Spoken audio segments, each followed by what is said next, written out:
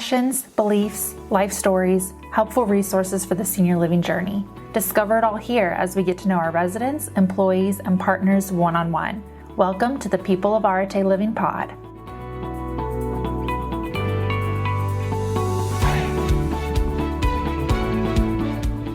In honor of National Nurses Week in May, Arete Living hosted a panel of nurses during a company call. Today, we're thrilled to share this panel with you as we learn experiences from our nurses and how they enhance lives every day. This episode is hosted by Debbie Miller, Regional Nurse Consultant with Arete Living. Our guests are Linda Ward, RN, Director of Health Services with Ovation Heartwood Preserve, and Tanys Ross, RN, Director of Health Services with Avamere Moses Lake. Both these senior living communities are proudly managed by Arete Living. Thank you to all our nurses who make an incredible difference in our residents' lives.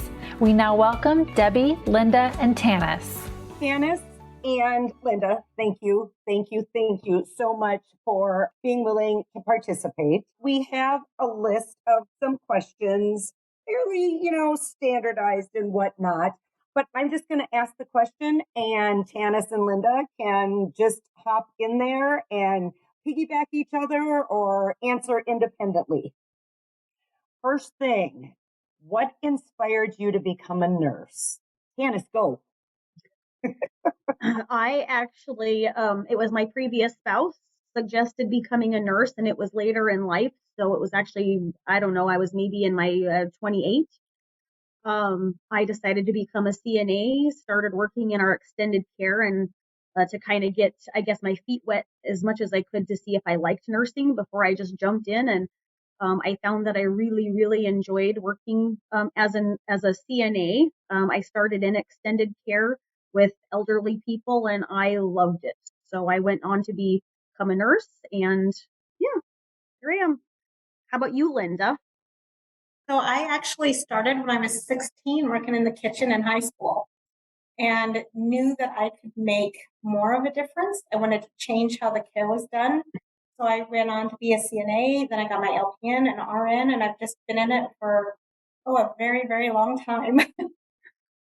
Awesome. I actually was in the kitchen as well when I was in high school and then got away from it. I moved to Los Angeles and went back, and so kind of fun that we kind of did some of the similar things, but that's cool that you started and kind of moved on. Long time. Good memories. I started in the kitchen too when I was in high school. Yep. At the local long-term care facility. So what drew you to serve in senior living versus other nursing opportunities? It's about the connections, I guess, for me. I've been in all of them. I've seen skilled nursing. I've done home health. It's the connections that you can make with the residents that are here, the families, the third-party providers. It's that home environment feel and letting them know they can be as independent, or they can still, it's okay to ask for help. We're there for them. So I think that's probably the most important part of it for me. I had started in the extended care, and I've done hospital nursing and home health clinic nursing, and came back to this. I think that's where I started, and I love listening to their stories and to hear, all of their history of where they've been. And you see somebody, and you could possibly have an idea about them, but to hear some of the things they've done and to hear their walk of life and stuff, I think it's just incredible to hear. And yes, you get those connections, and it's not something that's a brief interlude. It's this connection. They're like our extended grandmas and grandpas, and I love them. I do too. And I do have to say, having the opportunity to travel around and meet different nurses in different communities, we have such a background of experiences that got our nurses to where they are today with senior living, with Arete. And I don't hear of many of our nurses leaving to go back to where they came from. So it certainly is, the senior living for those very reasons that once people are drawn to this type of nursing, they tend to stay. Mm-hmm. What about an experience that you had on the job that you remember that you still treasure today? I honestly think, though, we could write a book. There's so many, I think, it's really hard to pick one. So yes, but I decided on one, and so I would love to hear yours. Okay, so I was working in another assisted living community, and of course they had bingo, and we had outside people who came in to participate in that. And one of them had a heart event during the bingo, and I actually saved his life and went and visited him in the hospital. And he kept coming back to the community after that. We always had that connection. We still have it when I go back to that community to visit. They always say, remember that day? And I'm like, yes, I do. And look at you today. That's awesome. I chose one that was just kind of a recent. We had a gal that had went out with a stroke and came back. My staff did a great job. I was so impressed with them. But she ended up coming back to us on hospice, and her daughter was actually a nurse and was here to stay. And it kind of always makes you a little nervous when a nurse gets to come in because you know. And there was a very strong possibility of my resident having a seizure because of the part of her brain that was affected. And I was trying to prepare my staff for what might occur and how they can best be prepared to handle the situation if she were to have a seizure. And I reiterated and drilled into them that they had to be there. If that family pulled that call light, you must be in that room immediately. And the next morning I had came in and the family member said, oh my goodness, she said, I think that you got your point across to your staff. And I said, really, what happened? And she said, well, I pulled the call light. And she said, and it wasn't for anything other than I just wanted to touch bases with them. But she said, within about 30 seconds, your entire staff was in my room ready to do what needed to be done. It made me chuckle, but it made me feel good that the staff really took that to heart and did what they should do. So that's fantastic. Awesome. Switching gears a little bit, what are some of the challenges you've faced in your career and how did you overcome them? I think even in the last few years, I think we could all agree on staffing has been an issue. I think in that you just, at the end of the day, you prioritize and your residents come first. And so patient care comes first and you prioritize as nurses what can come next. And I think that in general, we're always asked to do more with less. And I think that's across the board with nursing and probably any job out there. And I think you just have to prioritize. And with our position, I think our residents are who comes first in providing best care and what's right, and integrity and providing best for them is what needs to happen, and everything else can fall in. I will agree with the staffing.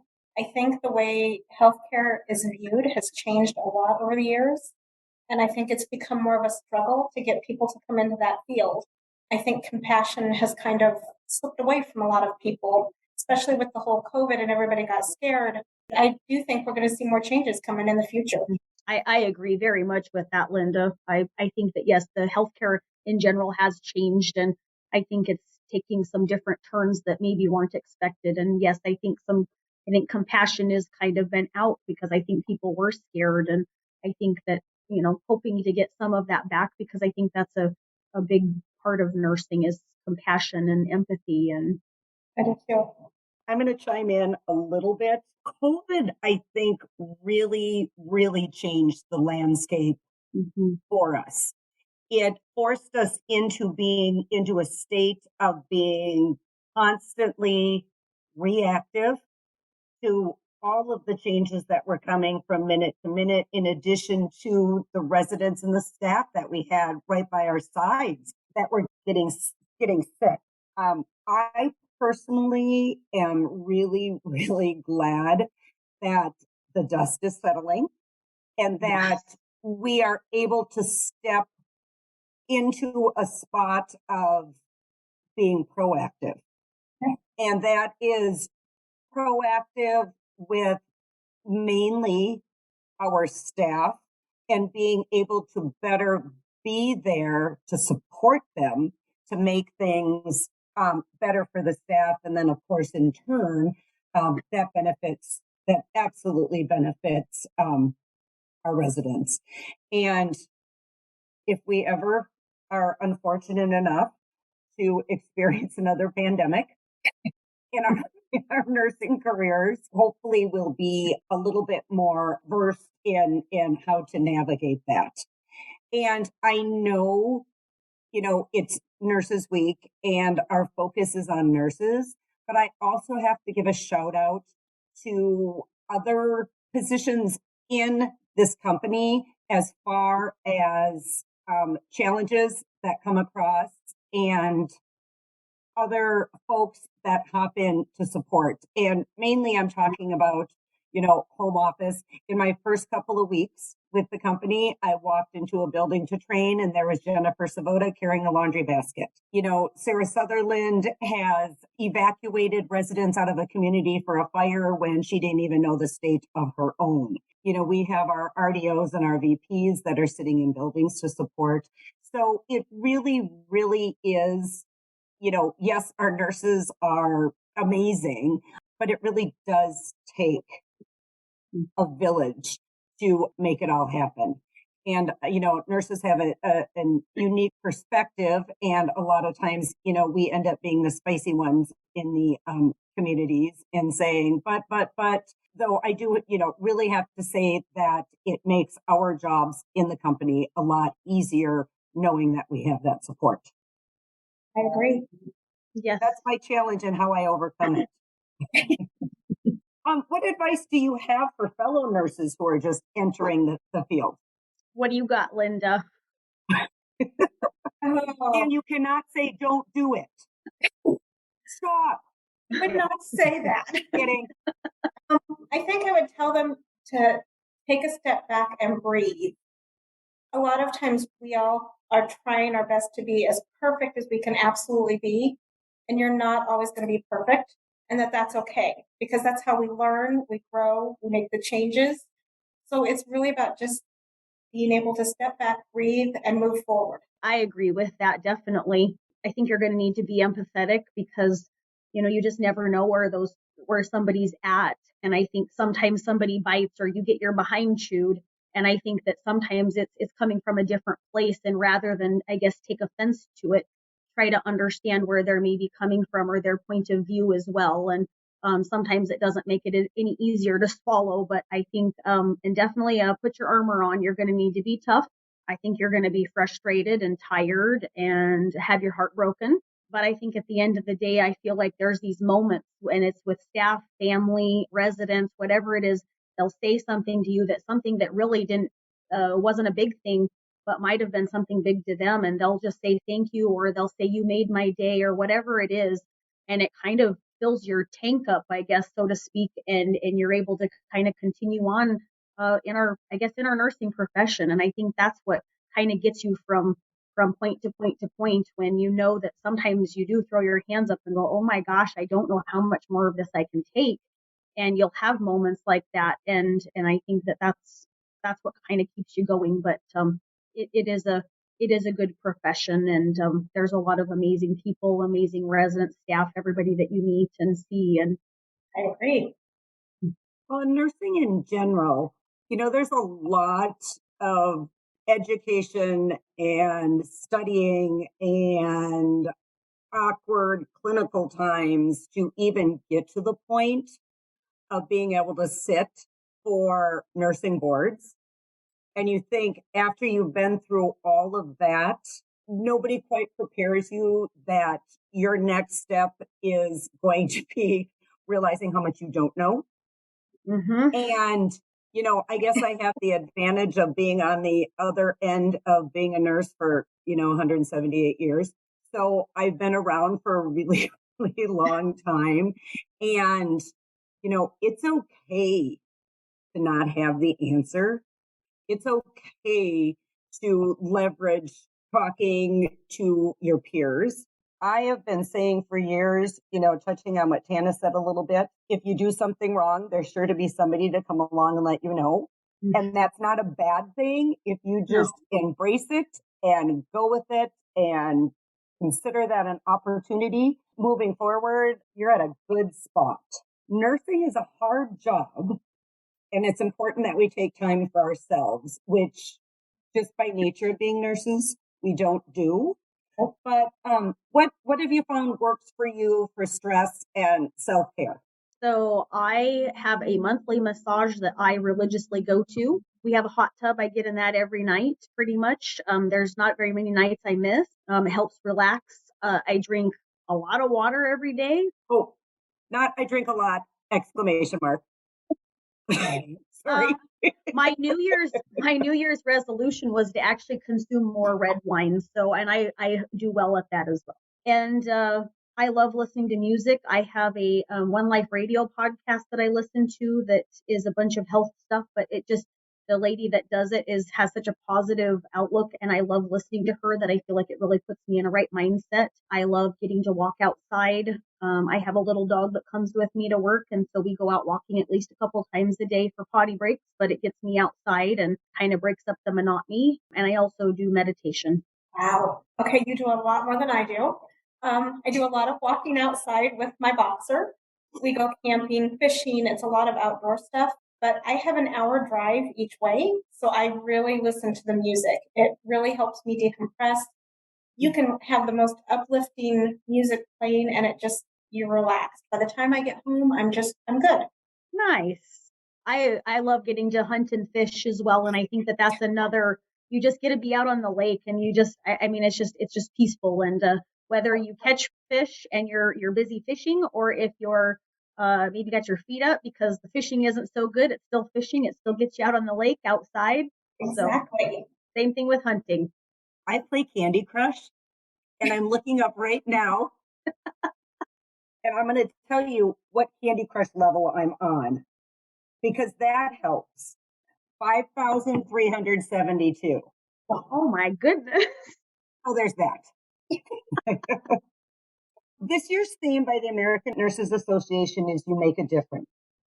What is your favorite way to make a difference in the lives of your residents?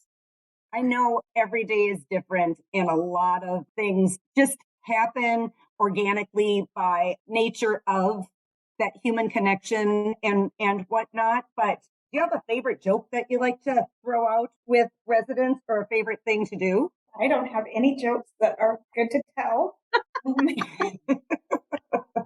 None that would be decent for this. For me, it's just making sure that they're still feeling productive. Whether it's just sitting down and talking to them, maybe it's doing a Sudoku with them. It's just being there and participating in their journey with them. Yeah, I agree with that. I think that, I don't know, I love anybody that's sitting out in the lobby. I really try to say good morning to, and, I feel like smiling and whatnot. Sometimes I think if they're in a funk or a bad mood, whatever, I feel like sometimes that kind of maybe gets their day going in a better direction. I don't know that I necessarily have a favorite way, but I feel like Jody and I have a big passion specifically on our hospital level. I feel like we struggle with our hospital, seeing our seniors come in through the ER doors. And if they say they're a DNR, then I really feel like sometimes they see seniors and they think, I don't know, for lack of better words, throwaways. And I think that until that person is expired, their life matters, and they're amazing people, and it doesn't matter, what's going on. And I think honoring wishes, but there's also some education that needs to happen. But Jody and I are strong proponents of trying to educate and advocate for our residents and their families. It's really hard, but we do our best at that. So I can't say it's necessarily a favorite way, but it's something that we're both very, very passionate about. You guys, thank you. Thank you for being willing to hop on here and share. All of our nurses truly, you do make a difference every single day, and you continue to be an inspiration for all of us. Thank you for listening to the People of Arete Living Pod. Find us on your favorite podcast platform and follow Arete Living on social media to keep listening in.